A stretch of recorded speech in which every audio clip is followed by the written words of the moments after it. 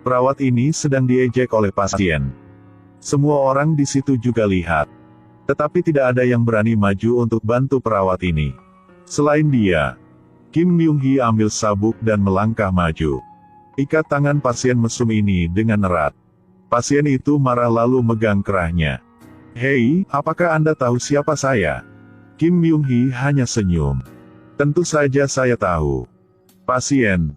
Tindakan ini benar-benar memprovokasi pasien itu. Dia cari sutradara untuk membuat keributan. Tidak menyangka dia tidak peduli apa, maupun harga diri punya sutradaranya. Pahlawan wanita yang begitu kuat. Harus pergi untuk minta beras. Ambil sebuah sepatu yang udah rusak. Berpikir apakah masih bisa bertahan dalam 2 tahun lagi ya? Pada saat itu, suara yang familiar memanggilnya kembali. Gadis kecil yang kaya ini adalah sahabatnya. Lee Son-yeon kabur dari keluarga lagi dan pergi bermain. Sampai ke rumah, Son Yeon terpaksa harus minta tolong sama Myung-hee. Mereka bagi jadi 2 untuk tidakan.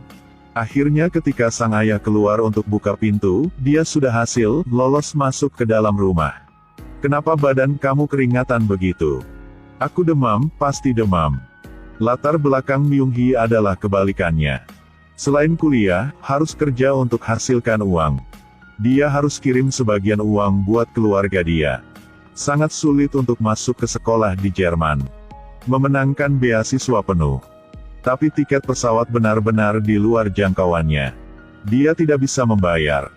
Hanya 1 bulan udah mulai sekolah tahun baru. Myung-hee tidak tahu harus cari uang dari mana. Son Yeon memberi kesempatan, adalah 2 hari lagi dia akan dilamar oleh orang lain. Jika Myung-hee bantu dia untuk ketemu dengannya, tiket pesawat jadi gampang. Setelah Myung-hee dengar itu, dia setuju untuk bantu temanya. Tetapi dia harus ketemu dengan anak orang kaya. Tidak bisa kehilangan reputasi. Teman itu dengan murah hati mengeluarkan semua barangnya untuk dia pilih.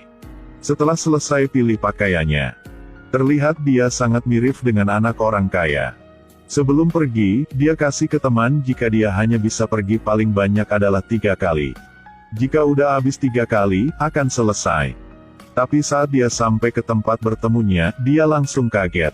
Karena orang di depan dia sangat ganteng. Hwan Hae-bae sedang berdiri di jalan menunggu jodoh dia datang. Tiba-tiba ada 1 anak kecil berlari lewat dan injak sepatu dia. Belum sempat marah.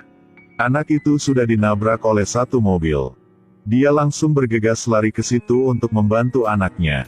Tiba-tiba ada 1 gadis lari ke situ juga. Melihat dia dengan cepat memeriksa lukanya terlebih dahulu. Setelah mengkonfirmasi hanya luka di kulit. Menarik handuk di lehernya untuk menghentikan pendarahan. Adegan ini membuat Hae-bae. Perasaan berdebar ini tidak akan pernah dia lupakan. Di saat dia masih bayangan sosok wanita itu. Orangnya sudah datang. Ini kan gadis yang tadi. Hae-bae tidak bisa nahan lalu langsung tersenyum. Ini adalah takdir. Saat mau pesan makan, Hae-bae terus-menerus memikirkan cara untuk mengesankan. Tetapi dia tidak tahu gadis di depan dia sedang berpikir. Gimana cara untuk hancurkan pertemuan ini? Menurut saran seorang temannya, dia harus memilih hidangan yang mahal. "Tolong saya mau pesan 2 gelas bir." Restoran Eropa tetapi pesan yang ini, membuat Hae-bae terkejut. "Apakah kamu suka minum bir?" "Benar, jika tidak ada bir tanganku akan terus bergetar." Bir baru sampai langsung dihabis dengan 1 nafas. Melakukan seperti ini pasti dia akan tidak suka akunya. Tanpa terduga pria itu juga pegang botol bir lalu minum. Sepertinya sudah bertemu dengan master. Trik kedua untuk merusak pertemuan ini adalah, pria itu adalah pangeran dari keluarga kaya. Pasti akan benci kekacauan dan kekotoran.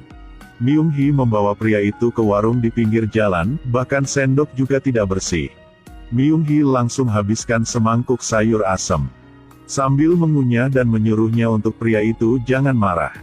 Tidak menyangka sepertinya Hae-bae makan lebih enak darinya. Makan sambil bertanya, "Apakah kamu pikir aku akan benci tempat ini jadi baru antarku ke sini kan?" Myung-hee kaget dan menjatuhkan makanannya.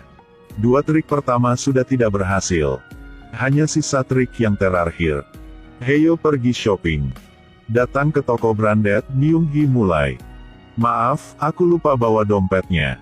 Kamu akan bayar untukku kan? Omong juga ini adalah pertama kali kita ketemu. Tapi pria itu tidak omong apa-apa lalu langsung setuju. Jika seperti itu, pasti harus ambil yang paling mahal di sini. Myung-hee melihat tas itu seharga cukup buat dia makan selama 3 bulan. Tapi Hae-bae beli semua itu. Sebelum pergi juga tidak lupa beri dia sepatu baru. Myung-hee membuka dus sepatunya, adalah sepatu kulit. Ukuran pas sama kaki dia. Jadi Hae-bae sudah melihat jika sepatu Myung-hee pakai tidak muat dengan kaki dia. Jika sudah diam-diam beli sebuah sepatu untuknya. Ketelitian ini membuat Myung-hee berdebar. Sayangnya ke depan tidak bisa ketemu dengan pria itu lagi. Endingnya, suatu hari Myung-hee sedang di jalan pulang kerja. Mereka ketemu lagi. Semua telah terungkap. Dia merasa sangat malu. Tapi Hae-bae tidak mau berhenti bercandanya. Awalnya dia tidak mengenalinya ketika dia melihatnya dari belakang. Tak disangka lebih cantik dari terakhir kali mereka bertemu. Myung-hee merasa dia sedang dibikin maluin. Berbalik dan pergi. Tetapi di dompet sudah habis uang untuk naik bis. Hae-bae mengeluarkan segenggam uang dari kantongnya. Dia kasih semua ke Myung-hee. Berharap dia masih ingin bertemu dengannya. Myung-hee cari alasan jika dia sibuk. Lalu langsung masuk ke dalam mobil. Tetapi Hae-bae juga ikut. Berdiri di pintu dan langsung menggodanya. Mempermalukannya harus menutupi wajahnya dengan tangannya. Besok bisa kan? Semua orang di situ juga mengikuti. Permisi Nonya. Dia sedang bertanya kepada kamu besok bisa ketemu apa gak? Myung-hee hanya bisa setuju saja. Tempat kencan adalah restoran mewah. Myung-hee dari sebelumnya tidak pernah makan makanan seperti ini. Hae-bae memanggil melayani datang. Makanan ini harus makan kayak gimana? Peralatan makan benar-benar terlalu banyak. Yang ini untuk makan salad.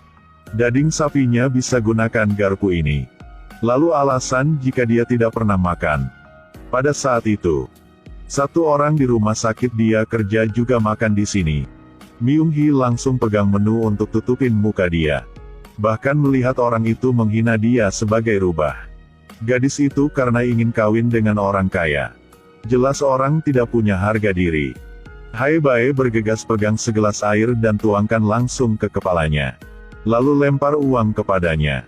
Ambil saja untuk laundry pakaiannya. Sekalian gosok mulut juga ya. Saat turun dari tangga, Myung-hee kakinya terkilir. Hae-bae langsung gendong dia. Kemudian dengan hati-hati, perban lukanya untuknya. Dan lain kali harus bertemu lagi. Hari itu, Hae-bae tiba-tiba datang ke rumah temannya. Sahabat tergerak saat dia melihatnya. Ini adalah 2 episode pertama dari drama Korea yang sedang tayang, Youth of May. Baru 2 episode tapi udah bagus seperti ini.